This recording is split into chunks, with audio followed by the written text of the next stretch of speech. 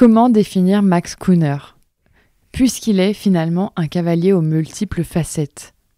Avant d'être le cavalier que nous connaissons tous, Max Kuhner est un businessman affûté. Il est depuis plusieurs années à la tête d'une très grosse entreprise dans la finance, basée en Allemagne et en Suisse. C'est après avoir fondé, fait grandir et pérennisé cette activité que Max Kuhner s'est fixé comme objectif de faire partie des meilleurs cavaliers du monde.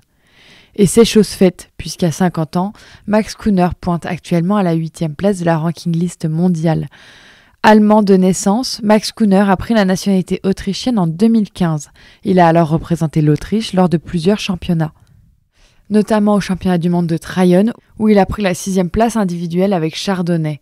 C'est d'ailleurs avec ce cheval qu'il a réalisé ses plus belles performances, prenant aussi une 9e place lors de la finale du circuit Coupe du Monde en 2019. Cette année, au CHI de Genève, il participait pour la première fois à l'une des épreuves les plus convoitées au monde, le Rolex Top 10 présenté par l'IJRC. Max Kuhner a pour lui les qualités fondamentales pour allier business et sport de haut niveau. L'intelligence, le travail, l'ambition et la rigueur. Nous avons été heureuses de le rencontrer et de découvrir un cavalier complet aux multiples facettes lors du CHI de Genève il y a quelques mois. J'espère que cet épisode vous plaira. Cet épisode vous est présenté grâce au soutien de CWD et vous pouvez facilement deviner pourquoi. Max et CWD sont partenaires depuis de nombreuses années. Leur collaboration n'est autre que logique. Comme vous le découvrirez en écoutant cet épisode, Max est une personne très analytique. Il évalue et analyse chaque aspect de son entraînement jusqu'au moindre détail et ce degré d'exigence s'applique aussi évidemment à son équipement. Dans sa quête de performance, il a accordé toute sa confiance à la marque. Nous avons demandé à Max Kuhner de nous dire quelle est l'importance des selles CWD dans ses performances et voici ce qu'il a répondu. CWD est mon partenaire pour les selles et les brides depuis plus de 10 ans maintenant. Ils sont très impliqués, m'aidant à trouver l'ajustement parfait pour mes équipements. Je leur fais totalement confiance et je suis ravi de cette collaboration.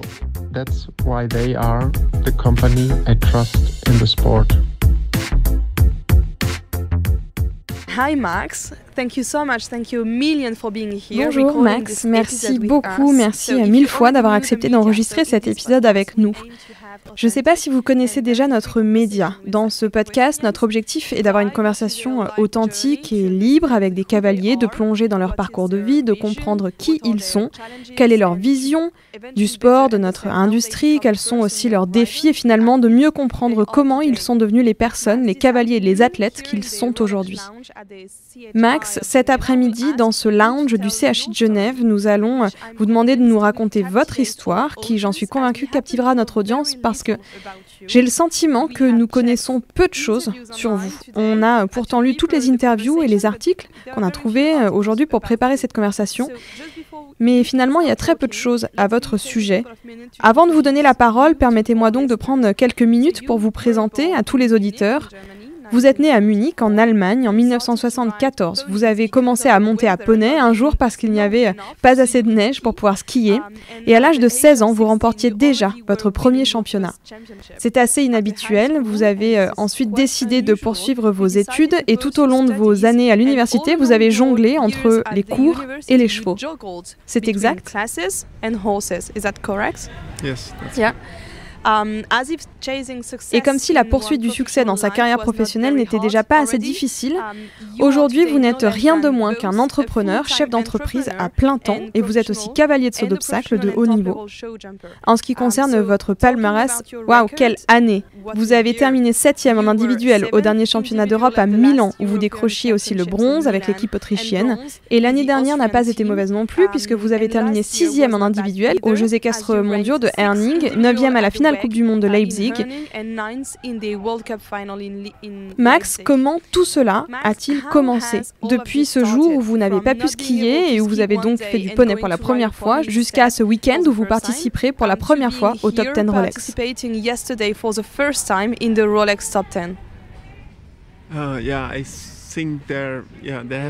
Oui, je pense qu'il y a beaucoup de petites étapes entre les deux.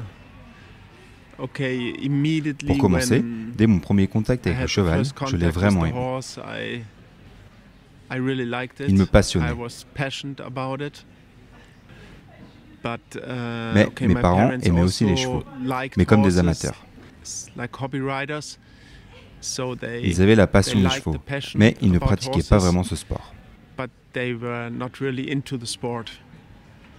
Alors, lorsque vous commencez le sport en tant qu'amateur, vous n'avez aucune idée de ce qui vous attend et de l'effort que vous allez devoir fournir.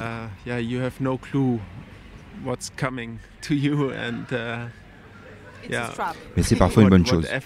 Mais oui, j'aimais travailler avec les chevaux. Et au départ de tout cela, c'était simplement la passion pour les chevaux.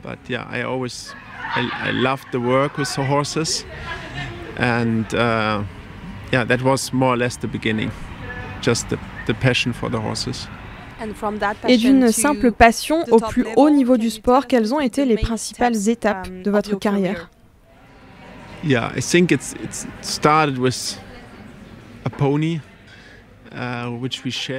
Je crois que tout a commencé avec un poney, que nous partagions avec 4 autres enfants. Il s'appelait Bobby, et c'est avec lui qu'on a commencé l'équitation. Je me souviens de ma toute première compétition. C'était comme un concours ici en France, et je n'avais jamais sauté auparavant. Il y avait, je crois, 4 cavaletti qu'il fallait enchaîner. Je suis tombé 4 fois. Je suis tombé à chaque cavaletti, donc 4 fois, parce que le poney sautait très fort et que je ne tenais pas dessus. Du coup, je suis tombé à chaque saut, oui. Je crois que c'était ma première compétition, mais j'ai quand même poursuivi et pris le rythme, et je me suis dit que c'était quelque chose de bien.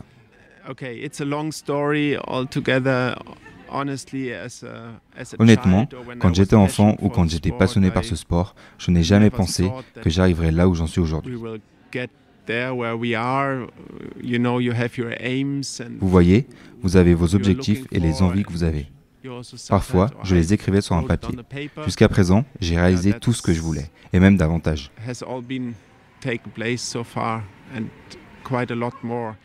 Quand vous commencez et que vous êtes cavalier amateur, ce n'est pas comme dans une famille de professionnels où on a accès au sport et on peut le comprendre. Alors, il faut beaucoup d'expérience pour avancer.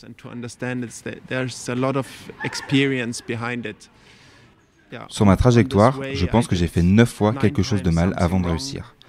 Et il m'a souvent fallu la 10e fois pour le faire correctement.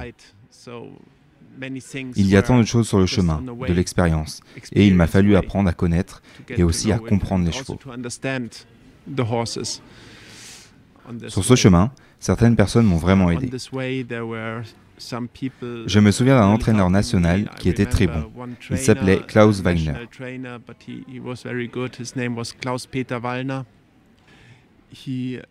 C'était un très bon entraîneur. Et même avant cela, je dois mentionner Elisabeth von Hoberg. Elle était éleveuse de poneys. À l'époque, mes parents ne voulaient pas m'acheter mon propre poney. Je l'ai donc supplié de me laisser monter ses poneys et j'ai pu monter un poney.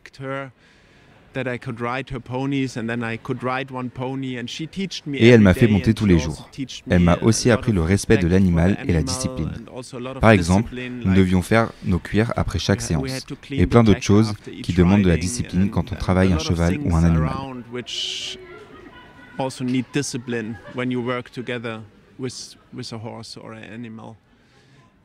Après cela, plus tard, j'ai eu mon premier cheval et Klaus Wagner nous a entraînés. Je pense que j'ai beaucoup appris de lui. C'était un excellent coach, mais aussi un peu dur parfois.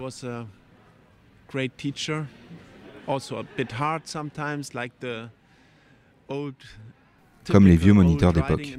Beaucoup de cris, et oui, les pleurs, bien sûr, faisaient partie du jeu aussi.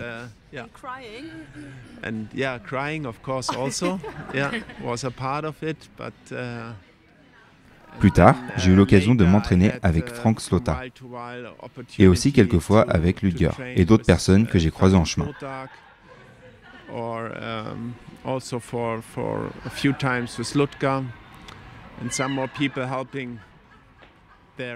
Et puis, surtout au concours, on est toujours en train de regarder les autres.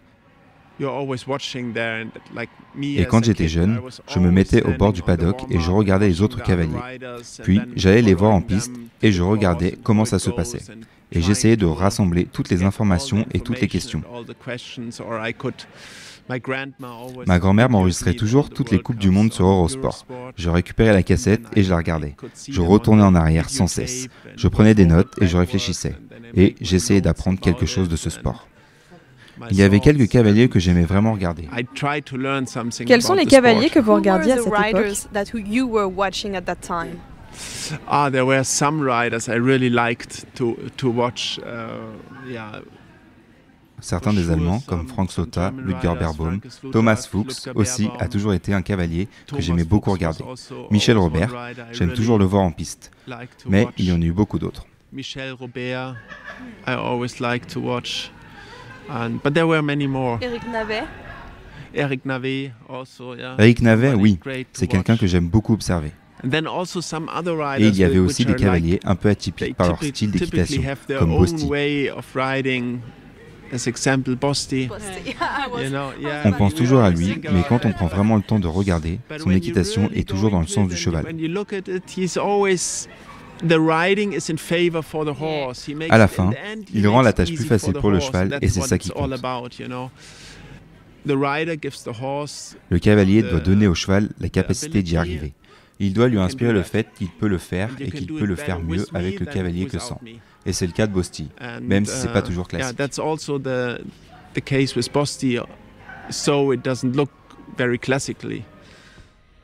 Max, vous évoluez au plus haut niveau de ce sport depuis des décennies maintenant et finalement j'ai l'impression qu'on vous connaît très peu.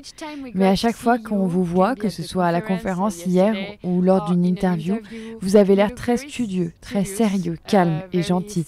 Que devrions-nous savoir d'autre sur vous? Qui pensez-vous vraiment être en tant que personne finalement? Je sais que ce n'est pas une question facile. Non. Je ne pense pas être quelqu'un de gentil en fin de compte. Je suis plutôt analytique. Avant d'avoir une opinion, j'aime vraiment examiner et comprendre quelque chose pour pouvoir forger mon opinion ou soutenir quelque chose.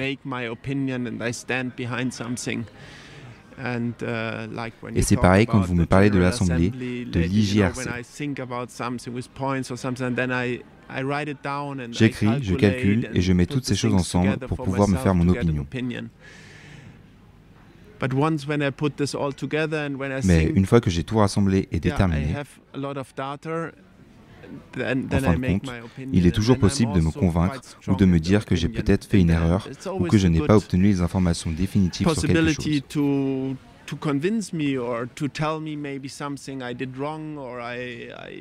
Mais oui, j'aime que mon point de vue soit fondé sur des informations fiables et sur des faits.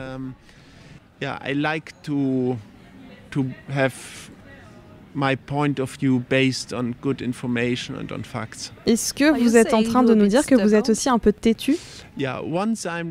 Oui, une fois que je suis vraiment convaincu de quelque chose, oui, je suis un peu têtu, c'est sûr. Et quand j'ai une idée, je la défends aussi. Je dois aussi dire que comme je gère une entreprise et une écurie de près de 100 chevaux, on ne peut pas toujours laisser les choses telles quelles.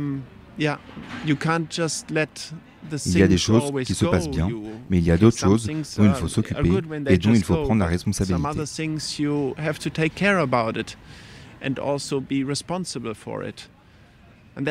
c'est aussi ce que je ressens parfois dans le sport. Quand je pense que certaines choses n'évoluent pas dans le bon sens, je me sens responsable parce que c'est une passion, mais aussi une partie de ma vie. Et j'ai une certaine responsabilité à propos de ça. Then I feel a responsibility about that. This responsibility you're talking about makes you become a genuine ambassador. Cette responsabilité dont vous avez parlé, faites-vous un véritable ambassadeur. Nous vous avons vu hier défendre votre opinion lors de l'Assemblée générale de l'IJRC et nous avons également lu des articles dans lesquels vous affirmez que les cavaliers devraient donner leur avis et avoir une voix pour faire avancer ce sport. Est-ce que c'est la raison pour laquelle vous avez rejoint le board de l'IJRC? Est-ce que vous avez le sentiment de vouloir être un ambassadeur du sport? Vous voulez aider le sport à aller dans la bonne direction? Of course, it's important for me that the sport goes in the right direction. Bien sûr, c'est important pour moi que le sport prenne la bonne direction. Tout à fait, c'est vrai. Et cette responsabilité me semble naturelle. Et je crois qu'il faut faire des compromis parce que quand on participe à un concours ou qu'on est avec des chevaux, on doit rester investi vis-à-vis des chevaux, de l'environnement et de tout ce qui s'y rattache.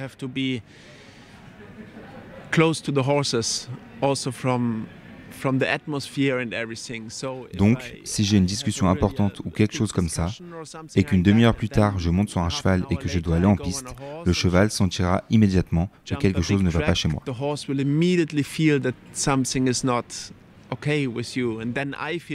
Et je vais alors me sentir coupable d'avoir mis le cheval dans une mauvaise situation, ou alors qu'il se sente mal lui-même parce qu'il sent que j'ai eu cette discussion avant. Et j'imagine que c'est probablement ce que ressentent beaucoup de cavaliers. Ils se disent qu'il ferait mieux de rester à l'écart, de s'occuper de leurs affaires et de voir ce qu'il se passe. D'un autre côté, nous devons également veiller à ce que les choses aillent dans la bonne direction. En ce qui concerne les chevaux, il faut surtout les comprendre et donc être proche d'eux et travailler avec eux.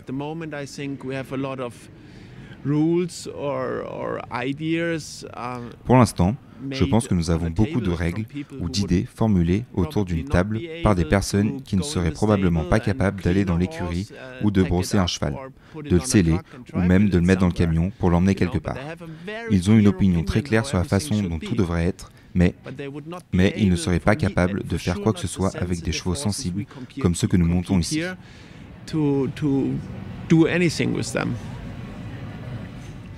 On va parler de tous ces sujets, bien sûr, Max, mais avant, j'aimerais parler de vous. Vous n'êtes pas un cavalier professionnel au sens propre du terme, comme vous l'avez dit. Vous dirigez une entreprise et conservez votre vie professionnelle en parallèle. Comment définiriez-vous votre carrière? Est-ce que vous pouvez nous parler un peu de ça? Can you tell us about your side business? Oui, je suis CEO en Suisse. Et quand je ne suis pas au bureau, je suis presque toujours disponible pour tout le monde. C'est le mécanisme que j'ai adopté. Même quand je suis en déplacement, tout le monde devrait toujours pouvoir me joindre. Je ne veux pas être le dernier à intervenir, et comme c'est aussi ma propre entreprise et que je l'ai créée, nous avons beaucoup de solutions techniques à disposition avec des outils et des logiciels performants. Mais par exemple, je suis notamment impliqué dans de nombreuses décisions pour l'accord de crédit quand il faut vérifier les dossiers d'un client ou d'un business. Tout est rassemblé dans un email et j'ai juste à cliquer sur des liens pour avoir accès aux informations immédiatement. Donc, je peux étudier un dossier et donner un accord même quand je ne suis pas au bureau.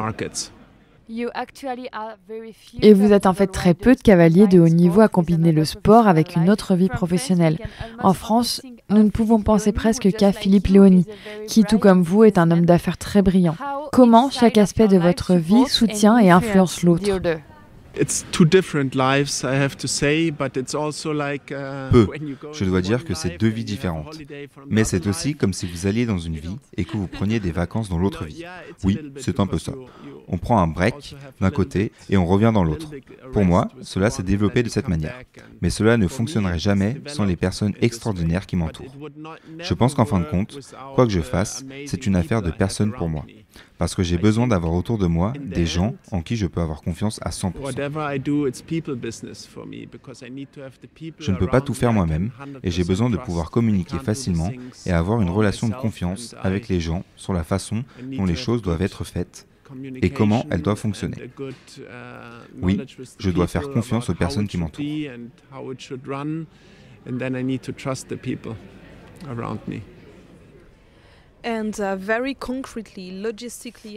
Et très concrètement, d'un point de vue logistique, comment est-ce que cela fonctionne? Nous avons l'habitude d'entendre parler de l'emploi du temps très chargé des athlètes et des cavaliers qui participent à plus de 40, 45, voire 50 concours par an, qui vont aussi sur des concours plus locaux pour former les jeunes chevaux et qui doivent aussi gérer toute la partie marketing avec les événements, les conférences de presse, les médias, les réseaux sociaux.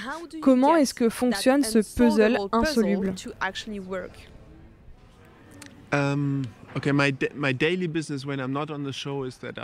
Quand je ne suis pas au concours, j'arrive aux écuries très tôt le matin. Nous vivons dans les écuries, sous le même toit que les chevaux. Et l'objectif, c'est de pouvoir partir au bureau entre 9 et 10 heures. Donc vous montez à cheval avant d'aller au bureau? Je monte les chevaux avant, mais le plus tard possible. En été, c'est très agréable de sortir le matin lorsque le soleil se lève, mais en hiver, c'est parfois difficile.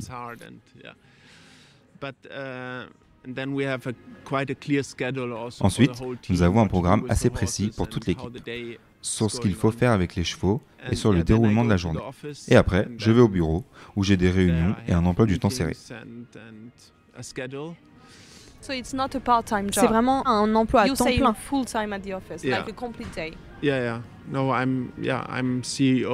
Oui, je suis CEO en Suisse.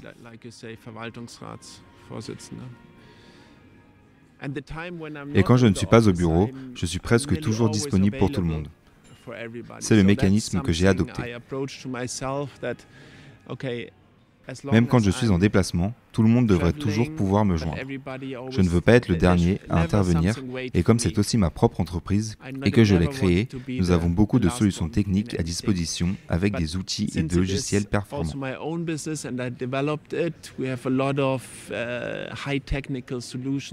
Mais par exemple, je suis notamment impliqué dans de nombreuses décisions pour l'accord de crédit quand il faut vérifier les dossiers d'un client ou d'un business. Tout est rassemblé dans un email et j'ai juste à cliquer sur des liens pour avoir accès aux informations immédiatement. Donc, je peux étudier un dossier et donner un accord même quand je ne suis pas au bureau.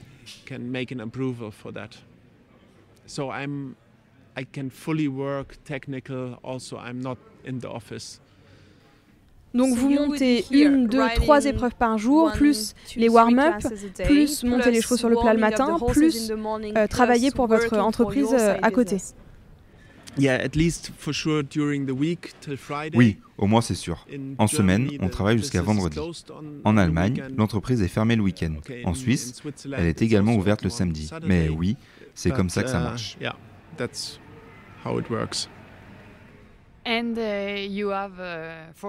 Et vous avez bien sûr une vie personnelle, car votre femme est une cavalière de dressage niveau Grand Prix. Elle a également eu une carrière sportive très réussie et elle travaille avec vous. Nous ne pouvons que supposer qu'elle a été un véritable atout dans votre organisation. Dans quelle mesure a-t-elle été une pierre angulaire à votre réussite?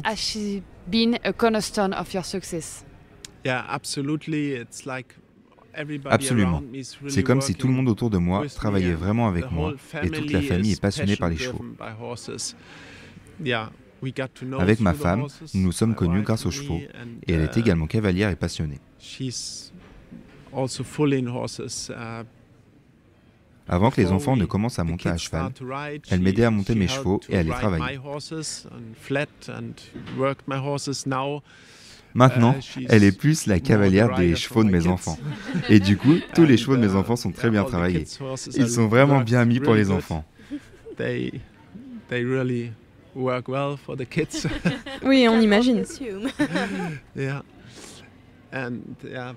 Mais les enfants sont aussi très passionnés par les chevaux. Ils se lèvent tôt le matin et montent déjà à cheval.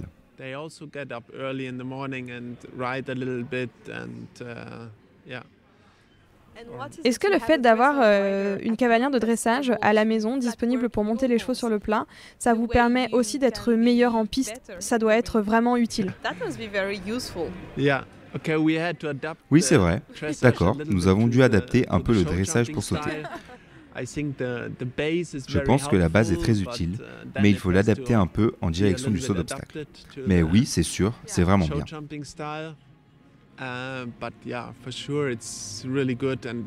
Et aussi, c'est vrai qu'on fait de la compétition, mais l'essentiel pour nous a toujours été de former des chevaux et d'amener les chevaux jusqu'au haut niveau. Et pour ça, le travail de plat et le dressage sont aussi très importants. Je pense que pour le physique des chevaux et leur santé à long terme, il est important qu'ils soient correctement travaillés sur le plat.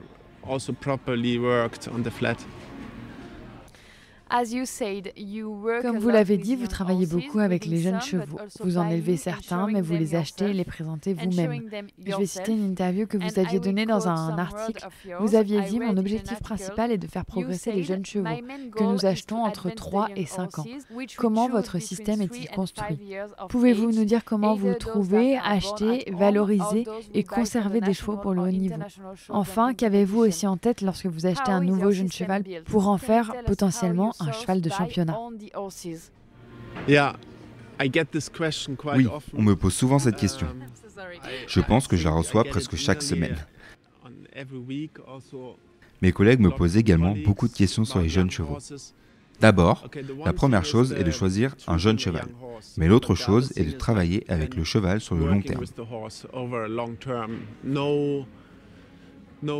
Aucun cheval de Grand Prix n'arrive à ce niveau rapidement. C'est toujours beaucoup de travail. Et après ça, quand je choisis un jeune cheval, il y a des choses qui sont importantes pour moi. Le mouvement est important pour moi. Son physique et son mental sont aussi très importants pour moi. Le sang, j'aime les chevaux qui ont beaucoup de sang.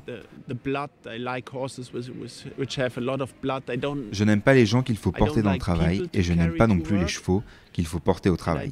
J'aime ceux que je peux monter un moment et dire « Ok, c'est tout, c'est assez pour aujourd'hui. Maintenant, on fait tranquille. » Mais je n'aime jamais devoir pousser quelqu'un à devoir travailler. Je n'aime pas ça. Le plus important, c'est le sentiment que l'on éprouve quand on s'assoit sur le cheval. Et je dois dire que très souvent, je monte sur un cheval et je commence à trotter.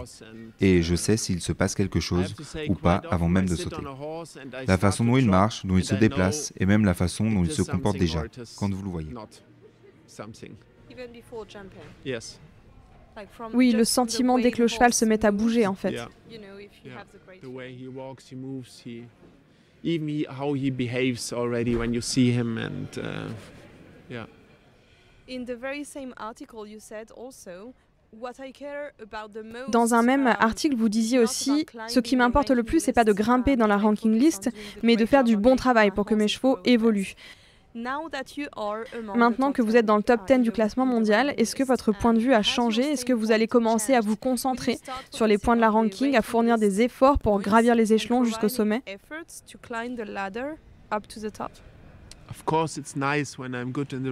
Bien sûr, c'est agréable quand je suis bien classé, mais honnêtement, pour moi, c'est encore plus gratifiant et satisfaisant quand j'amène un nouveau cheval dans le niveau d'épreuve supérieure.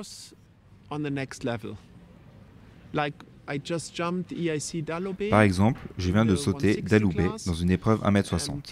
C'est un cheval de 8 ans. Nous l'avons depuis qu'il a 6 ans, et c'est probablement son dernier concours pour cette année. Il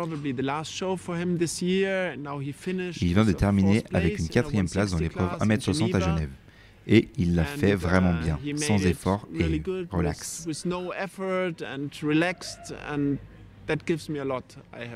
Je dois dire que c'est un cheval dans lequel je crois. Nous l'avons formé depuis les épreuves 1m30. Et maintenant, il est là. Et il a encore beaucoup de chemin devant lui. Personnellement, cela me donne beaucoup de satisfaction.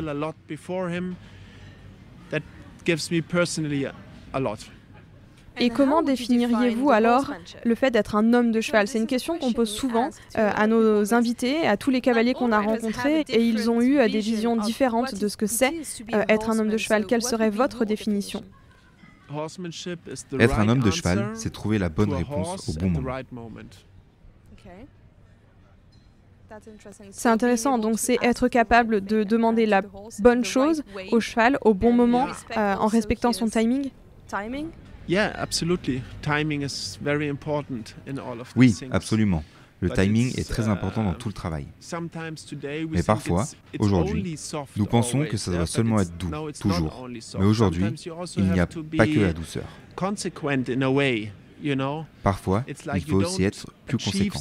D'une certaine manière, c'est comme quand on n'a pas un objectif clair de là où on veut aller, alors on n'y arrive pas.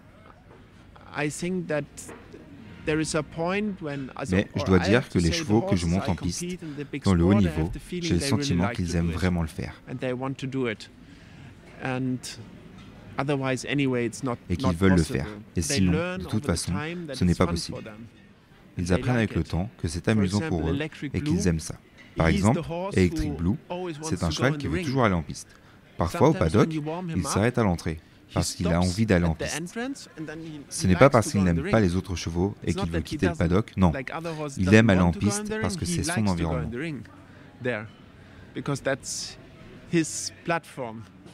Oui, c'est son terrain de jeu. Oui, exactement. Voilà, il y trouve quelque chose de positif. Vous avez annoncé hier votre décision de quitter le board de l'IJRC. Est-ce que vous pouvez nous expliquer les raisons de cette sortie? Can you tell us the reasons? Why I quit? Yeah. Oui, parce que j'y suis assez longtemps. Ça doit faire, je ne sais pas, 15 ans maintenant ou quelque chose comme ça. J'ai également fait partie du comité SAW avec John Rock et John Madden.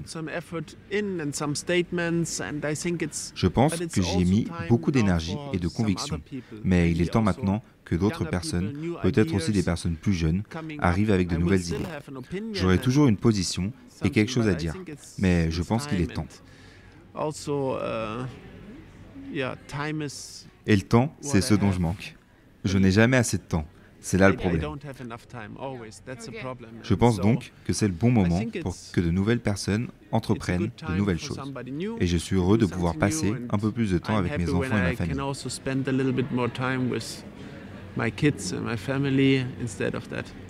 Nous avons parlé hier avec Kevin de l'IJRC pour le compte de l'organisation de Genève dans un épisode et on le sentait un peu fatigué ou alors il avait l'air fatigué. Alors on lui a demandé si il lui arrivait pas de se sentir aussi un peu fatigué à force de devoir défendre ses idées, de devoir se battre pour qu'elles soient validées par les institutions, par la fédération et de ne pas être suffisamment entendu ou alors de ne pas réussir à faire évoluer le sport dans le sens que vous souhaitiez. Est-ce que c'est votre cas?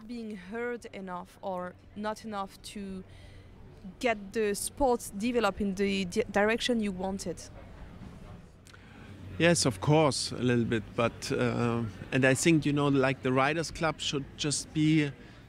Oui, bien sûr, un peu. Et je pense que l'IJRC devrait intervenir davantage comme un consultant. Mais nous ne devrions pas avoir à nous battre pour ces choses. Nous devrions être des consultants. De ne pas avoir besoin de prouver quoi que ce soit ou quelque chose comme ça. Ce n'est pas notre rôle. Nous ne recevons pas de salaire pour ça et ce n'est pas notre travail à plein temps. Nous le faisons comme des bénévoles. Un bénévole passionné par le sport. Ce qui ne veut pas dire que tout ce que nous disons est toujours juste.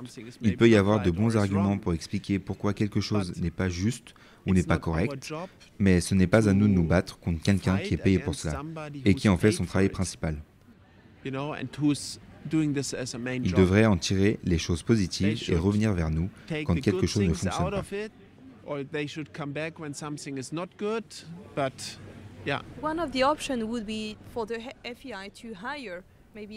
L'une des options serait alors que la FEI engage des cavaliers à la retraite ou des cavaliers qui ne veulent plus aller au concours pour pouvoir représenter le reste des cavaliers internationaux et apporter l'expérience et la perspicacité nécessaires.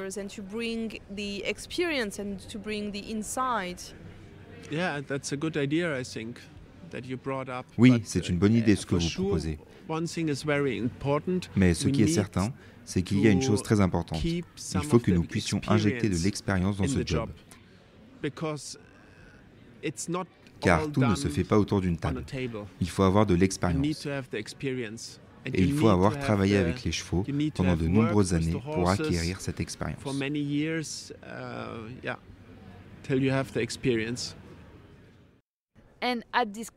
Hier, il a été dit que le sport méritocratique était en train de disparaître. Monsieur Maigret, président du Owners Club, a demandé aux cavaliers de ne pas oublier que le mérite doit toujours passer avant l'argent. Pouvez-vous nous dire ce que vous en pensez? Et pensez-vous qu'il est finalement possible de revenir en arrière?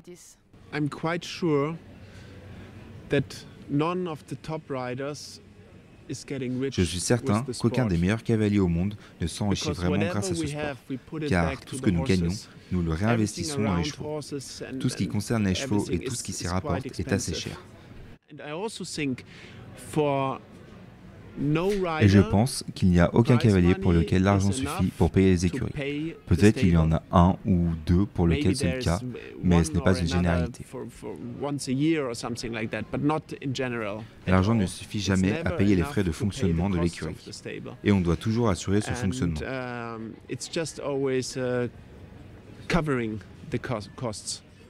On ne fait pas tout cela avec les chevaux pour l'argent.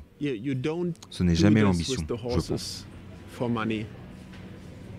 That's never the ambition, I think.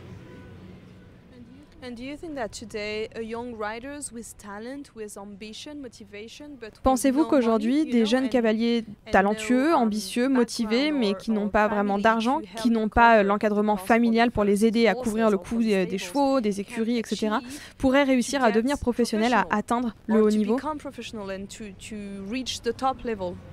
Yeah, I think so. Yeah? Yeah. For sure, everybody who is born in a C'est rider's certain, family, tous ceux qui sont nés dans une famille de cavaliers et qui ont bénéficié du réseau et de l'expérience savent comment ça marche.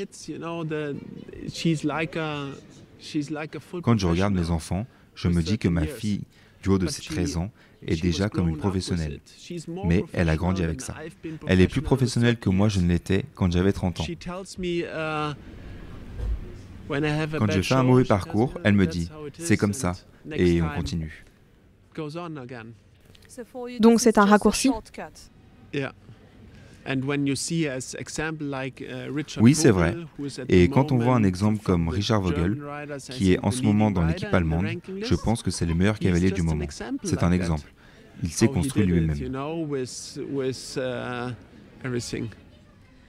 Max, au cours des 2 dernières années, vous avez connu des succès incroyables.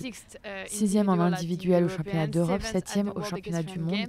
Hier, vous avez participé à votre premier top 10. Que vous manque-t-il pour décrocher enfin une médaille individuelle?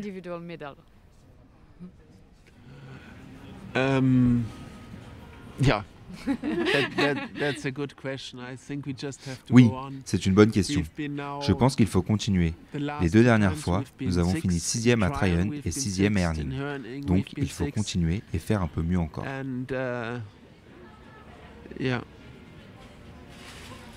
We just have to go on, and we see.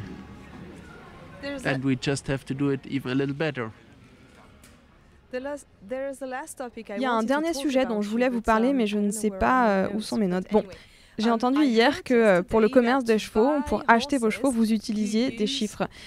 Vous avez, je ne sais pas, une sorte de logiciel, une application ou quelque chose qui vous permet d'analyser, de recevoir des données et des métriques sur les chevaux que vous voyez en concours. Comment est-ce que ça fonctionne? Est-ce que vous pouvez mesurer toutes les qualités que vous recherchez lorsque vous achetez un cheval? Yeah, that's not working. Mais vous avez bien fait vos devoirs, je vois. Non, mais en effet, il faut commencer par une sélection de chevaux. Il y a beaucoup de chevaux et vous ne pouvez pas tous les regarder.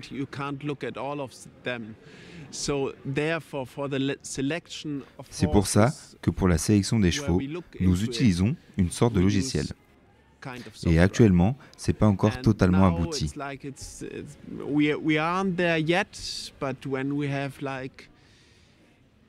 Mais on a identifié les critères de qualité. J'appelle ça les critères de qualité. Par exemple, pour mesurer le temps dont un cheval a besoin entre le décollage et l'atterrissage et des choses comme ça, grâce à ça, nous ferons un grand pas en avant. Mais pour l'instant, c'est juste une sélection de chevaux qui se présente. Ça nous dit les chevaux que nous devons regarder et c'est ce que nous faisons. On va voir les chevaux et on continue les recherches.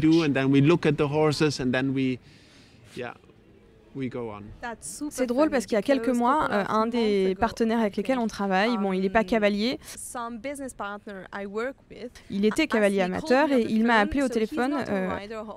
Il avait entendu parler d'une idée, d'une start-up, d'une idée de business qui consistait à rassembler des données chiffrées sur les chevaux pour pouvoir les commercialiser. Il m'a demandé ce que j'en pensais et après réflexion, je me suis dit qu'il était finalement impossible de mesurer la volonté d'un cheval ou le fait qu'il soit résilient, le fait qu'il ait envie de mesurer la qualité du saut et tout le reste.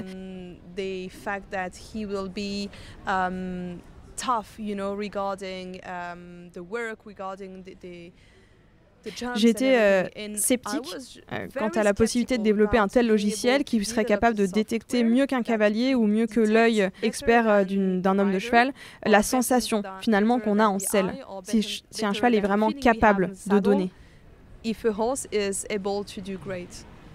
Yeah. I would say it could be helpful for the selection. Oui, je dirais que cela pourrait être utile pour la sélection, mais la décision finale doit être prise de toute façon par vos sentiments, comme vous l'avez dit tout à l'heure. C'est un bon exemple. Je ne sais pas si vous vous souvenez de PSG Final. C'est l'un des meilleurs chevaux que j'ai monté. À l'âge de 8 ans, il a sauté sans faute lors de la finale de la Coupe des Nations et a terminé deuxième à Stuttgart dans la Coupe du Monde. Il a ensuite été vendu à Cannes O'Connor. Mais ce cheval, au début que je l'ai eu, je l'ai vu et je l'ai aimé. Mais je ne pouvais pas vous dire pourquoi en fait. Et puis beaucoup de gens m'ont demandé qu'est-ce que j'allais faire de ce cheval. La façon dont il saute, j'avais juste un bon sentiment et je me suis lancé. Et il est devenu l'un des meilleurs chevaux du monde.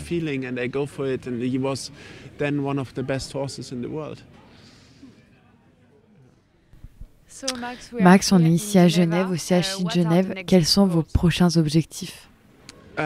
Tomorrow the Grand Prix is for sure a goal. I just rode Electric Blue. He feels really good. Demain, le Grand Prix est un objectif certain.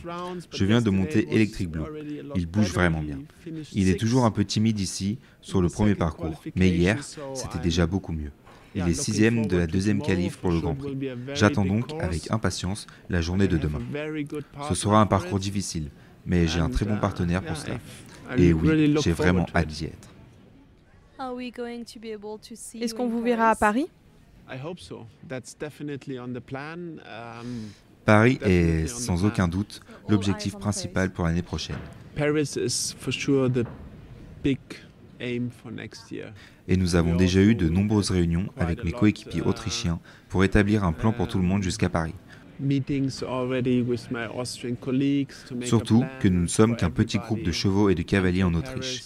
Mais oui, nous essayons de faire en sorte que cela se produise à Paris.